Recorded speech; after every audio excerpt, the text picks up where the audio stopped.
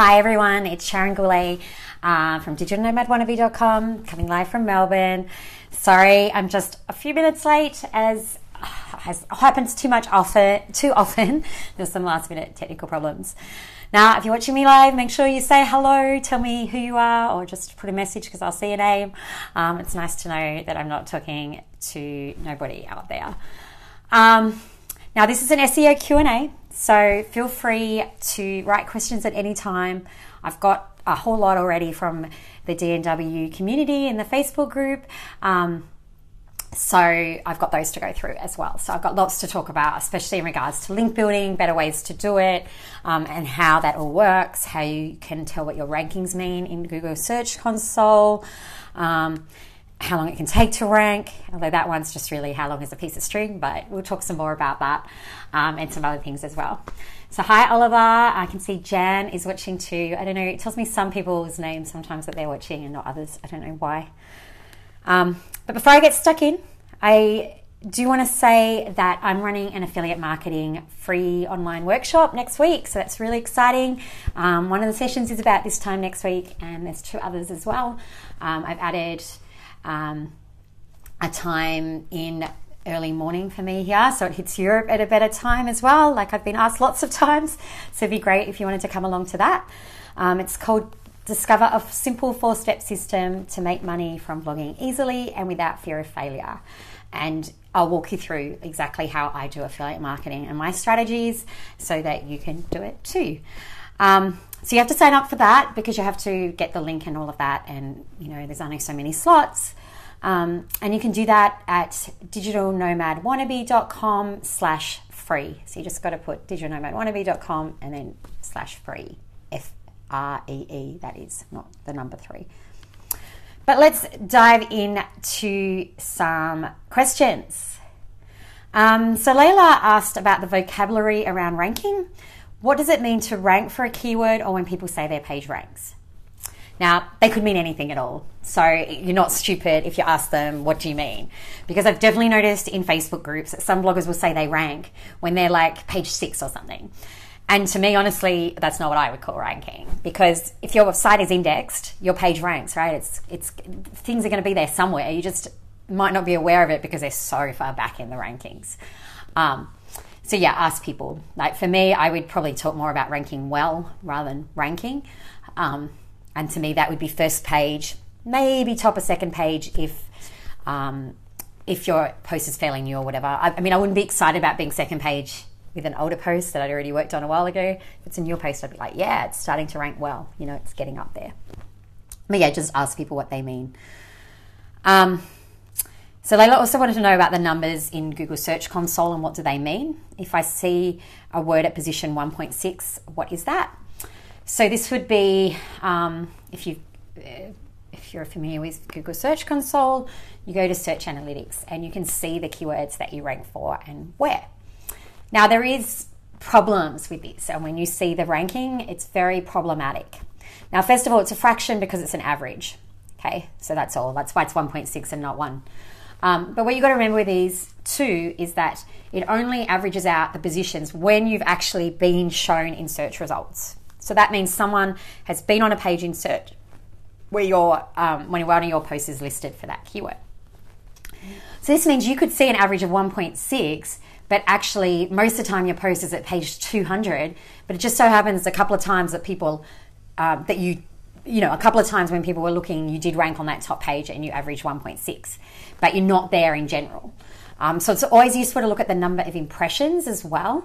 And if that's similar to what the search volume should be for that keyword, then if you're 1.6, you would know that you're like 1 or 2 or something, right? For people averaging to 1.6 just about all the time that people search. Whereas if the impressions are really low, then you know that that's sometimes you rank really well, sometimes you're not even in the search results that people look at. And remember, for a lot of keywords, people aren't really looking past the first couple of pages. So, so it can get a bit screwed up, that average.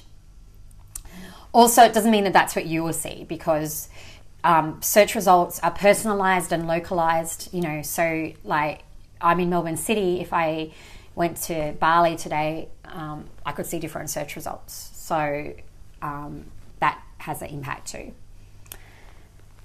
So Layla asks for a true understanding of linking. Everywhere I read, link swaps are bad, yet they're seen as fine here and a few other places. Which is it? And she asks for a whole lot more about link swaps, like 3 ways versus 2 ways, hierarchy of linking practices, like which is the best way to link and whatever else. So I'm going to launch into a bit of a talk on links. And the way I have to start this talk is to say that any link building is not allowed by Google, right? You're breaking their guidelines. They don't want anyone manipulating search results, so their guidelines are that you can't go link building. So if you're in my group, you probably, you probably do this. But the reality is, if you want to have a successful blog in Google, you're going to be doing some link building. And it's just really about doing things in the best way possible to mitigate any risk. And if you're doing like the stuff we're talking in the link building challenge, being responsible, not overly doing anything, then I wouldn't worry, you should be fine. So how can you work out like what's fine and what's not fine?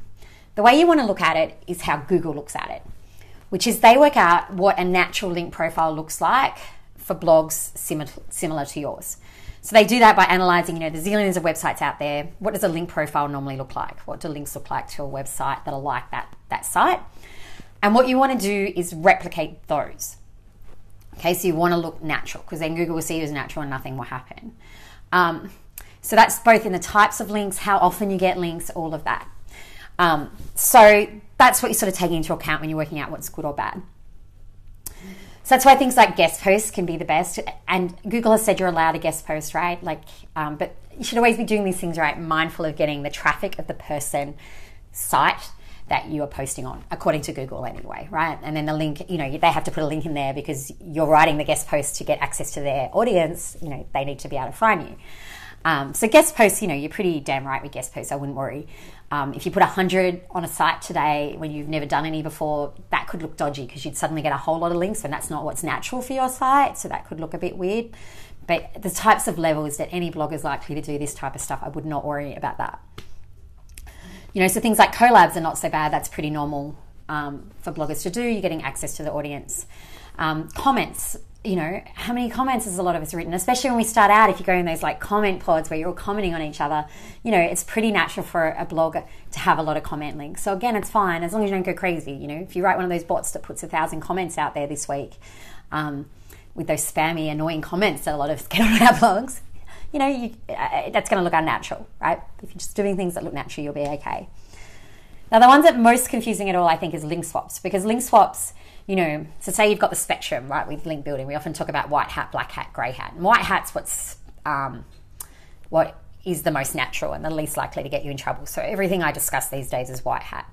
And then you've got black hat at the other end where it's totally spam rubbish.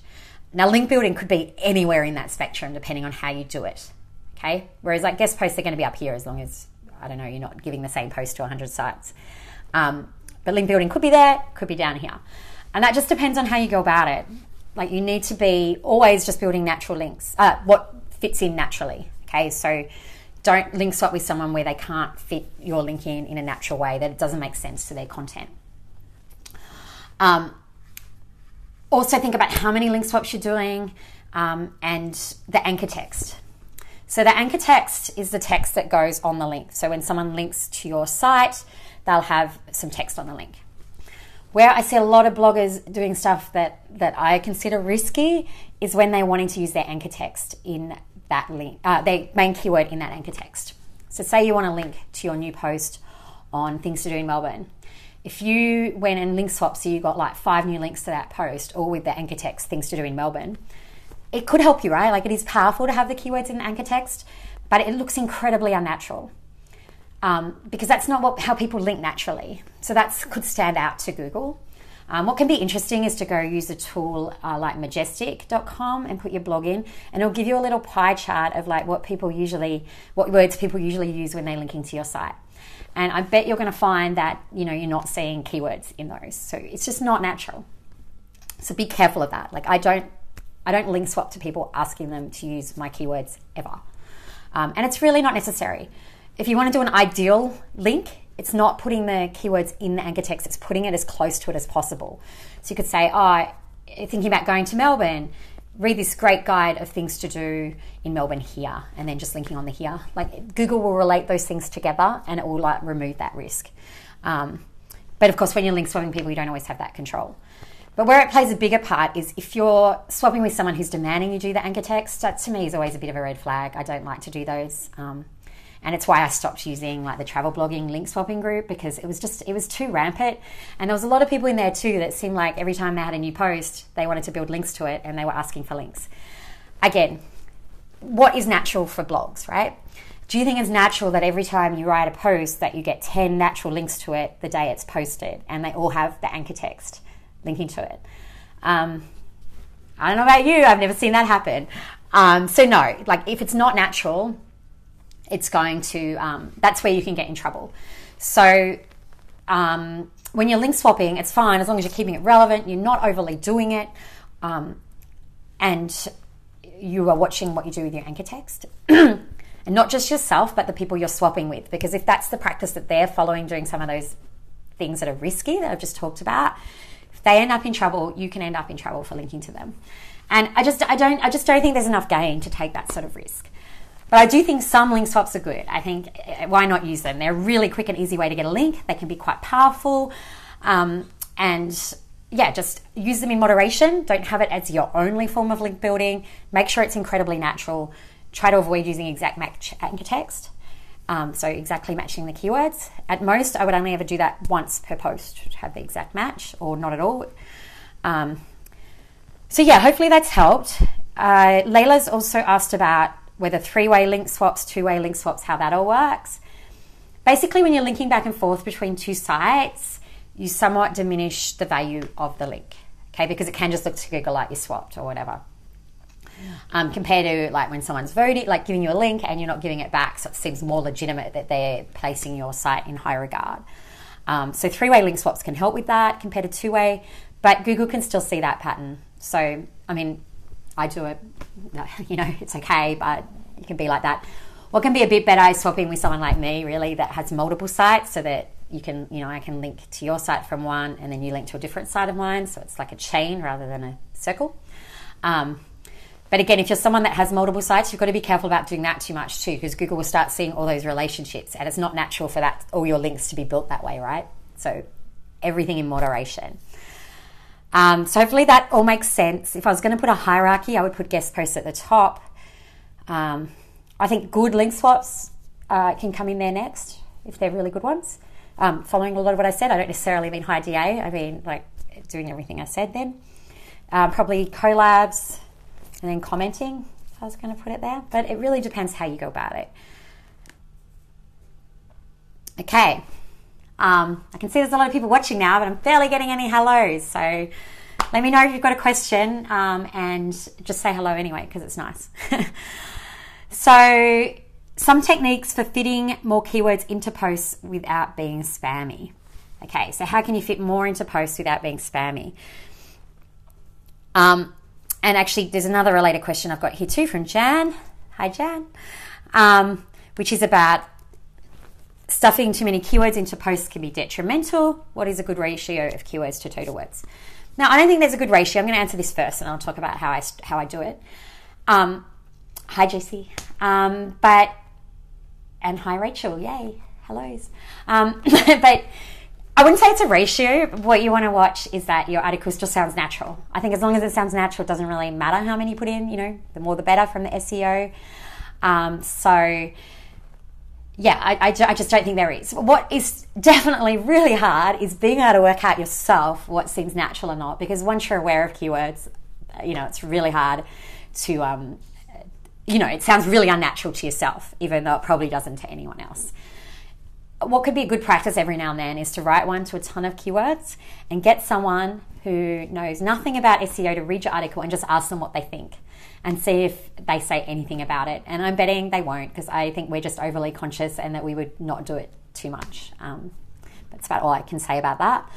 For fitting more keywords into posts, the way I do it and the way I teach in Build Blog Freedom is to definitely plan beforehand. So we do like a whole structure in a document or in an Excel spreadsheet, working out your sections, where keywords will fit where. And I find really planning it out like that is the best way to put lots of keywords. So I know in this section, I've got these 5 keywords I need to fit. It's about XYZ, you know, they're all related. And actually it's really good for keeping me on topic too. So no problem, Jan. What have I got here? See a couple more. Hi, Nadine. Faye, my 3-year-old is watching and asks, is that when you were younger, Mama? Oh, I love your 3-year-old, Faye. That's beautiful. Hi, Stephanie. What's going on? Okay, so I'll get back to it. But yeah, if you've got questions, make sure you're asking them. Bianca, does link building matter more than keyword relevancy post count? I see so many posts with 500 words rank higher than those with 2,000 plus words, and in some cases without even having backlinks. Okay, so many things involved in ranking in SEO. I often simplify it to keywords and links because they are, I would say, the biggest factors and the ones where it's easier for you to do stuff about it. But we have to remember that too, is links are not just links to the article. Links are also links to the whole site have a benefit. And I'm going to talk a bit in a minute about links to posts versus homepages and stuff. But yeah, you've got to realize like a site with a lot of authority, you know, like those big sites that can rank a lot, they don't need links to individual posts to rank well because they have such high authority across the whole site, you know. And like when I write, like especially when I had my travel blog, I would be writing to posts to keywords where I thought I could rank without any links because I could, right? Like why bother going after a keyword that I needed 20 links to when I could just write one that would rank naturally. And in general, in any of my sites actually, I try and do that. It's only when they're new that I don't, you know, because there isn't anything that's going to rank for a new site. Not any keyword that's worth having anyway. So that's a bit different. But yeah, that's why they can rank anyway. You're talking about short posts rank higher than the more detailed ones. Yep, that can definitely be frustrating. I mean, sometimes there are topics, right, where a short post is what people want. And if Google's seeing that people just want a quick, easy answer to something, that's what they're going to rank over a long article. So it's not always long is best. We sort of say it as though that's the case, but it's definitely about long is best when that's what's required for the topic. Short is best when that's what's required. So looking at the top 10 can give you an idea of that and help you try and work out what Google thinks people want to see. Because if I found a top 10 where a lot was short, then I would think they want short. They don't necessarily want long. But in saying that, I'd also use a bit of my own judgment that I've just had from doing this for a long time now, it feels like. That sometimes someone just hasn't written a really great guide that deserves to rank, and it would get up there over those short ones if it existed. But that can be a bit trickier.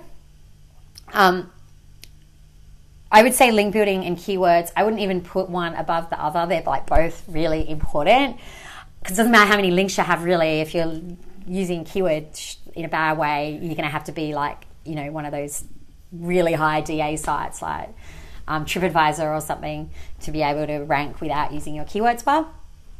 So that is really important.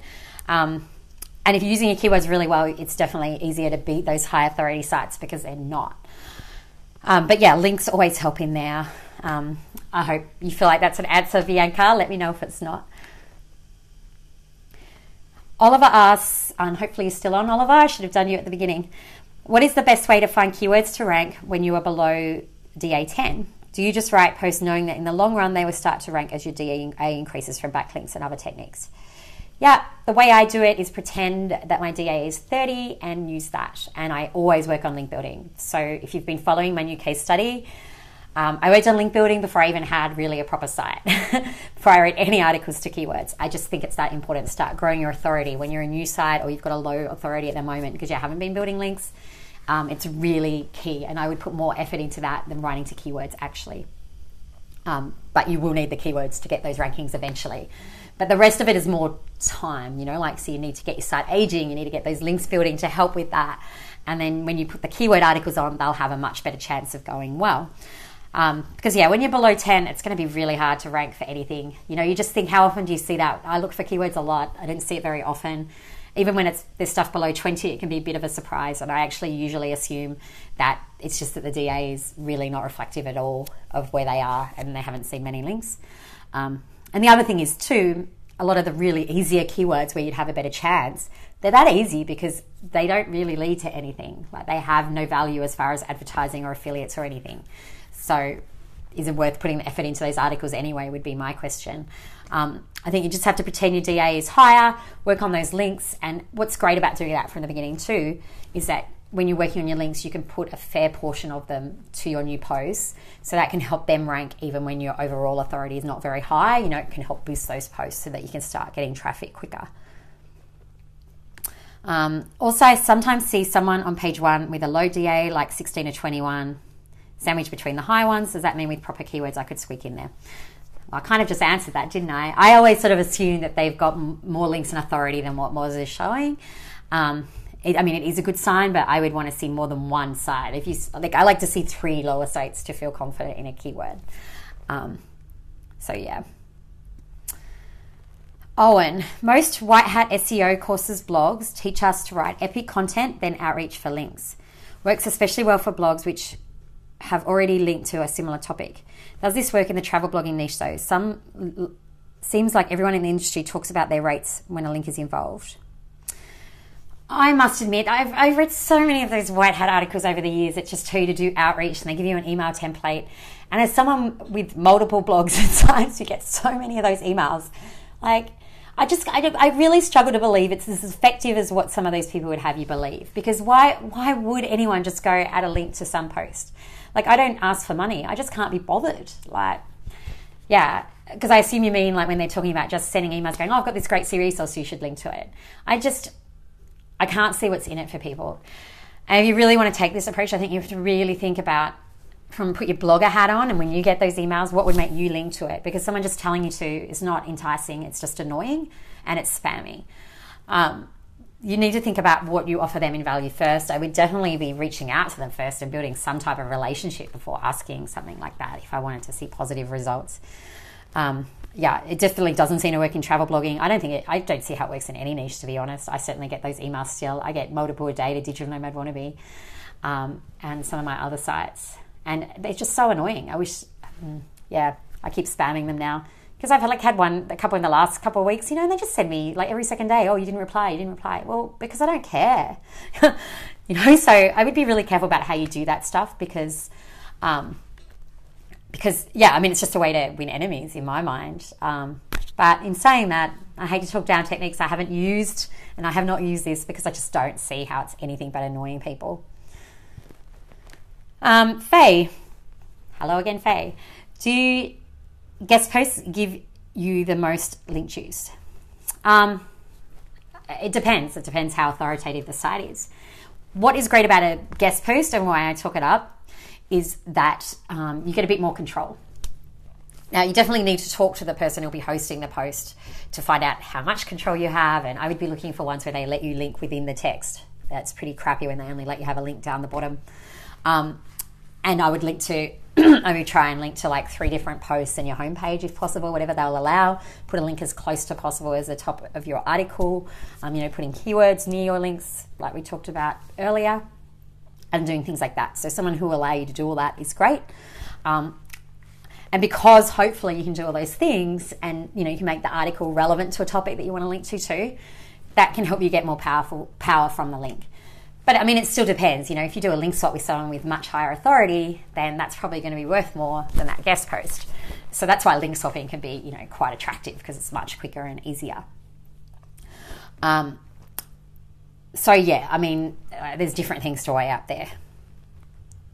How long does Google take to rank articles on blogs with DA under 30? How long is a piece of string, right? Like, it depends. And we've just got this rank articles again. Going back to the first question. Your post, in my experience, posts are indexed within 24 hours. So it technically can rank. If you Google that post, it'll come up. So I guess it's ranking. To rank for the main keyword, it just depends. It depends. Google will find topics for your site where it finds you especially relevant. And then those articles can rank quite quickly. Where it doesn't find you as relevant, it can take a long time, even with a high domain authority. I had destinations where I could take 12 months to rank towards the top page. Other ones, within a week I'd be one of the top positions. So It really just depends, and that's why it's really important to track how you go with keywords in your rankings so that you can learn what Google favors you for and doesn't favor you for, and then you can work out what you want to write about, knowing all the facts and how it's likely to go, because past success is definitely an indicator for future success when it comes to what topics will help you rank. Now, I don't have any more questions, but there's one more thing I want to talk about. So if anyone has something else, make sure you chuck it up. And that is getting links to your homepage versus specific post links.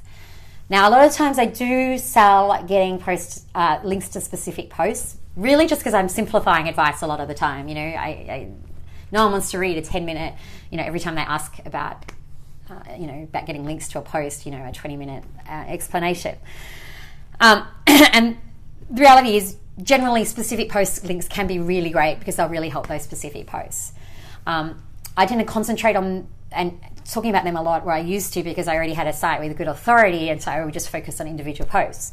But your overall site authority matters too.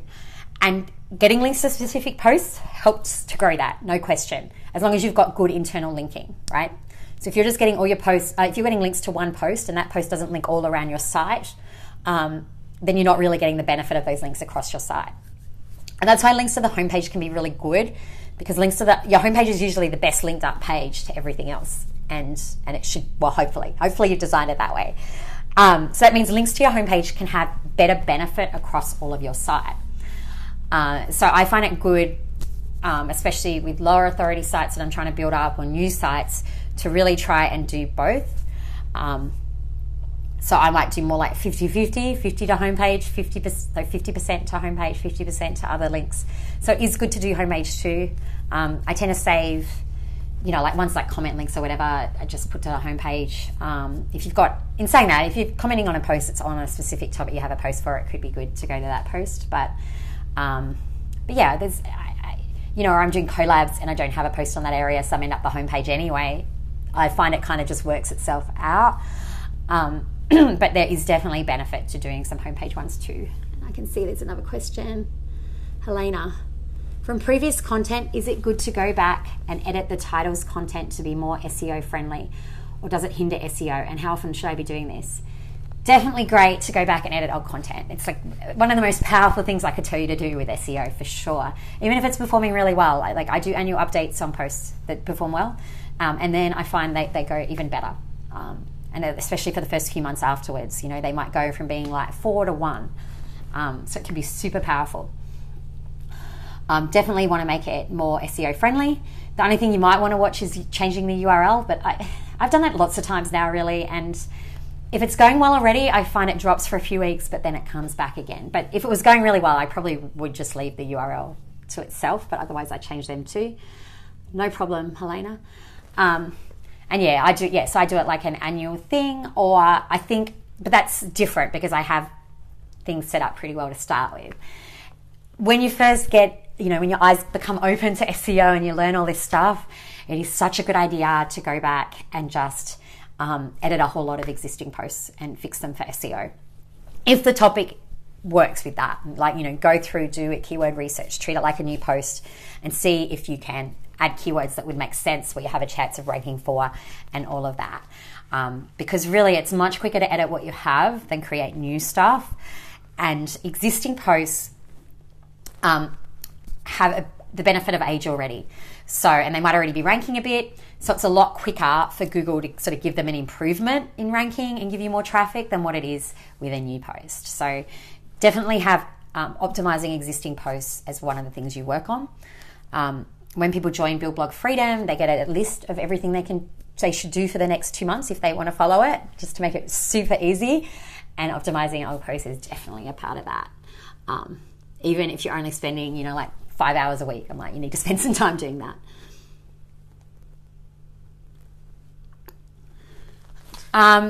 Helena wants to master SEO. Do you have any resources, or perhaps you coach? Yeah, I have my course, Build Blog Freedom. So that's got a full SEO course in there. You can see it by going to digitalnomadwannabe.com. There's a training menu, and you go down to Build Blog Freedom.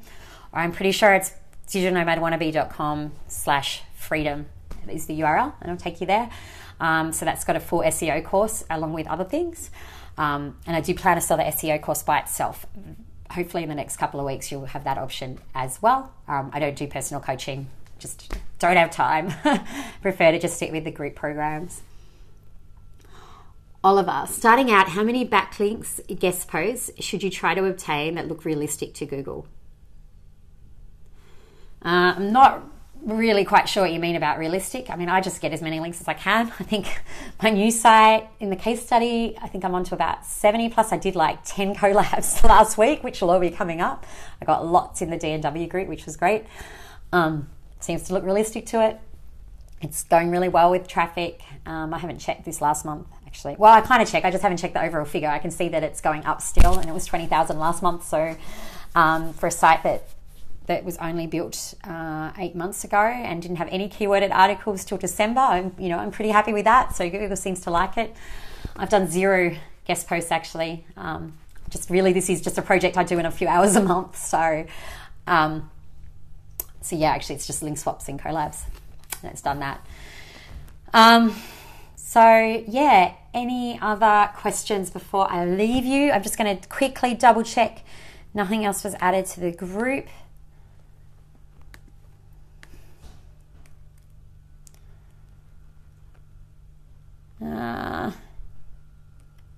Gosh, too many people were updating posts. It's taking me ages to get to it. Okay, I think I've got everything. Recommended article word length for SEO. As long as you need to be thorough and detailed and like really answer any question your readers have on the topic. And you definitely don't just want to add guff for the sake of it. So it's being succinct, doing all of that. I find like if I'm writing articles to keywords, really 2,000 words would be my minimum. I just don't know how you could write to less than that really when you're trying to be thorough and detailed, but I'm sure different niches have different things, like the people who have recipes in my Build Blog Freedom group, like how can you do it very long? It's like, well, you can't. And if you look at those top 10, what are people doing in there? Probably Google doesn't want you to have 5,000 words about a recipe. So you do need to look at that as well. Leanna, have you talked about Wiki yet? Is Wiki Travel just as good as getting into Wikipedia? No, I haven't talked about Wiki at all. I haven't looked at Wiki Travel in a long time, so I'm not sure. I know I've got my assistant has put links on there for me previously. I imagine it's got the same authority. I imagine it's pretty good.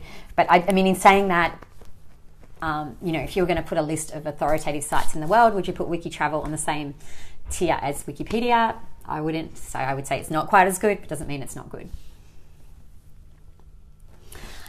Okay, so if no one's got anything else, I'll give you a minute. I'm just going to tell you again about the affiliate marketing workshop that I'm running next week. I would really love you to come and join up. I'll put the link below when I finish, but it's digitalnomadwannabe.com/free, FREE.